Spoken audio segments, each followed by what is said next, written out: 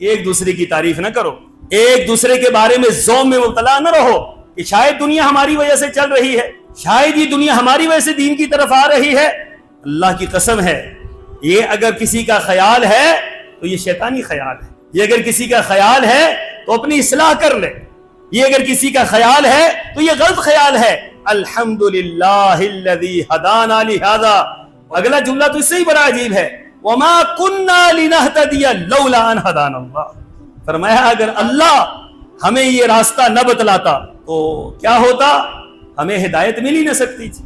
ہمیں کون بتلاتا کہ سیدھا راستہ کون سا ہے، صراط مستقیم کون سا ہے، جنت کا راستہ کون سا ہے، کامیابی کا راستہ کون سا ہے؟ یہ ساری کی ساری چیزیں بتلانے والا کون ہے؟ یہ اللہ ہے۔ تو فرمایا اس اللہ کی تعریف بیان کرو، ایک دوسری کی تعریف میں نہ وقت گزار دو، اس کی تعریف کرنا ہر ایک پر واجب ہے، ضروری، سب سے زیادہ اس کی تعریف کریں، کیونکہ وہ تعریفوں کے لائق ہے۔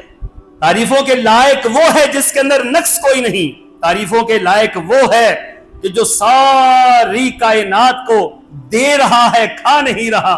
تعریفوں کے لائق وہ ہے کہ جو ساری کائنات کا مالک ہے، تعریفوں کے لائق وہ ہے جو ساری کائنات کا خالق ہے، جو ساری کائنات کا مشکل کشا ہے، جو ساری کائنات کا حاجت روا ہے، جو داتا اور دستگیر ہے، جو ہر ایک کو دیتا ہے، جو ہر ایک کی ضرورتیں پوری کرتا ہے، ہر ایک کے معاملات سنتا ہے، ہر ایک کی بات کو وہ پورا کر رہا ہے، اور ہر ایک کی ضرورتوں کو وہ جانتا ہے اور ان کی ضرورتوں کو پورا کر رہا ہے۔ تو ساری کی ساری تعریف کے لائق کون ہے؟